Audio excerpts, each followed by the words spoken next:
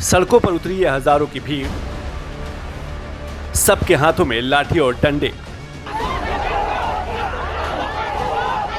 और इस भीड़ के बीच में 4 लोगों के कंधों पर गोपाल मिश्र का शव। यह मंजर यूपी के बहराइच का है और इन तस्वीरों के पीछे एक पूरी कहानी है। बहराइच सुलग रहा है, हर तरफ दंगे की आग भड़क रही है। तांडव का मंजर इतना भयावह है कि खुद एसटीएफ चीफ अमिताभ यश हाथ पिस्टल लेकर सड़कों पर उतर आए हैं।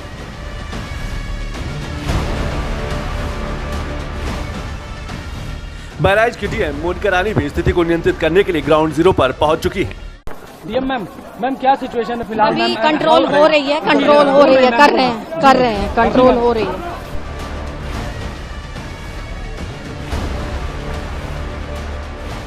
बहराइच का जो हाल हुआ उसका पूरा बवाल दरअसल रविवार की रात को शुरू हुआ था।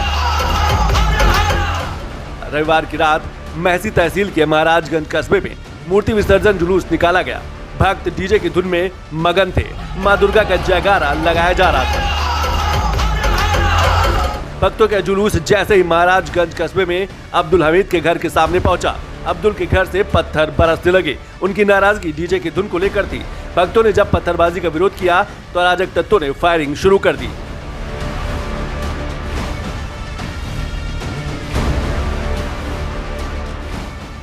यही नहीं, अब्दुल हमीद और उसके साथी जुलूस से 22 वर्षीय राम गोपाल मिश्र को खींचकर अलग ले गए और फिर वो हुआ जिसने बहराइच को दंगे की आग में धकेल दिया। अराजक तत्वों ने राम गोपाल मिश्रा को गोली मार दी। जब तक राम गोपाल को मेडिकल कॉलेज ले जाया गया तब तक राम गोपाल की मौत हो चुकी थी। महसी के महाराजगंज क्षेत्र में आज जब एक जुलूस एक मुस्लिम क्षेत्र में से एक मस्जिद के पास से निकल रहा था, वहाँ पे दोनों पक्षों के बीच में कुछ विषय को लेकर तकरार हुए, जिसमें दोनों पक्ष आमने सामने हुए। उसमें आपस में कुछ लोग उत्पात मचाने लगे, जिस घटनाक्रम में एक व्यक्ति को हिंदू पक्ष की तरफ से गोली लगी और बाद में उसकी मृत्यु हो गई। उसी के बाद एक तनाव की स्थिति उत्पन्न हुई, जिससे विभिन्न स्थानों पर जो मूर्ति विसर्जन है उसको रोक दिया गया। रविवार को हरदी में दुर्गा प्रतिमा विसर्जन के दौरान डीजे बजाने को लेकर विवाद हुआ था। एक समुदाय ने डीजे बजाने का विरोध किया, जिसके बाद बवाल बढ़ गया। आरोप है कि विसर्जन जुलूस को घेरा गया। आरोप है कि डीजे की गाड़ी को तोड़ दिया गया। आरोप है कि बात बढ़ने पर पत्थरबाजी शुरू हो गई। कई राउंड फायरिंग हुई, जिसमें 22 साल के राम गोपाल मिश्रा की मौत हो गई। राम गोपाल मिश्र की मौत के बाद परिवार में मातम छा गया। अभी 4 महीने पहले ही राम गोपाल की शादी हुई थी। पत्नी के हाथों से अभी ठीक से मेहंदी भी नहीं छूटी होगी, तब तक उसकी आंखों के सामने उसके पति की लाश पड़ी थी। राम गोपाल मिश्र की खबर बहराइच में जंगल की आग तरफ फैल गई। लोग बेकाबू हो गए और बहराइच में हिंसा भड़क उठी।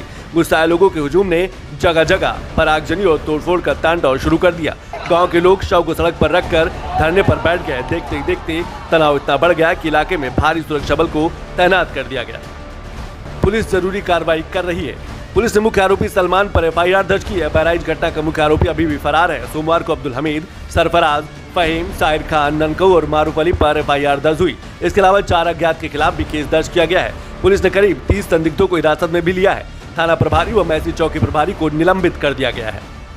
वहीं बहराइच में हिंसा को लेकर सीएम योगी भी एक्शन में है। सीएम योगी ने उच्च अधिकारियों के साथ बैठक करके उपद्रवियों से सख्ती के साथ निपटने के आदेश जारी कर दिए। इधर डीडीयूपी की टीम भी ग्राउंड जीरो पर डटी हुई है। डीडीयूपी की टीम ने जब स्थानीय विधायक सुरेश्वर सिंह से बात की तो सुनिए उन्होंने क्या कहा। देखिए, इस समय हम खड़े हैं यहाँ रेहुआ मंसूर गांव में। कल की दुखदपूर्ण घटना के बाद में राम गोपाल जी की मृत्यु हो गई थी। उनकी अंत्येष्टि में यहाँ डेड बॉडी पहुँच गई है। गांव वालों की काफ़ी भीड़ है। यहाँ देखिए, अपने विधायक जी, क्षेत्रीय विधायक सुरेश्वर सिंह जी भी मौजूद हैं। आइए हम पूछते हैं कि उनसे यहाँ पर कैसा माहौल है और क्या है। विसर्जन के दौरान एक अप्रिय घटना घटी थी। इसमें राम गोपाल नाम के एक लड़के को महाराजगंज में घर के अंदर घसीट करके गोली मारने का काम किया गया था।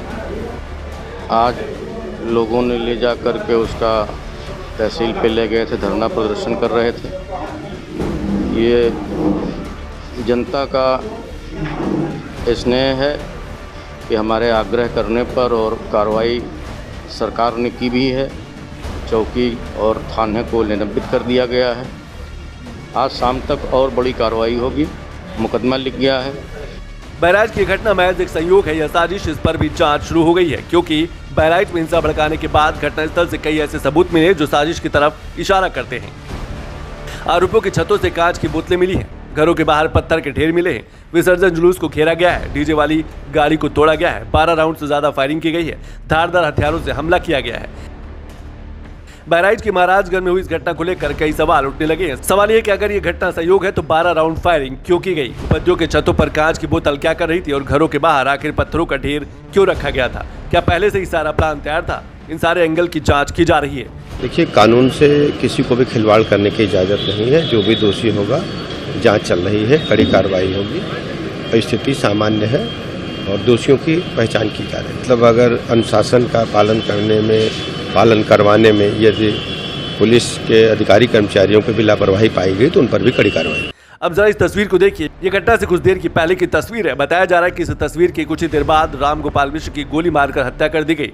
रामगोपाल मिश्रा के शरीर पर करीब आधा दर्जन गोलियों के निशान दिखे। रामगोपाल मिश्रा का हत्या के बाद बहराइच में भड़की हिंसा को रोकने के लिए जिले से लेकर प्रदेश स्तर के अधिकारी सड़कों पर उतरकर मोर्चा संभाले हुए हैं। बहराइच में इंटरनेट सेवा बंद कर दी गई है। पुलिस हिंसा का वीडियोग्राफी से उपद्रव की पहचान कर रही है। पुलिस लोगों से शांति बरतने की भी अपील कर रही है।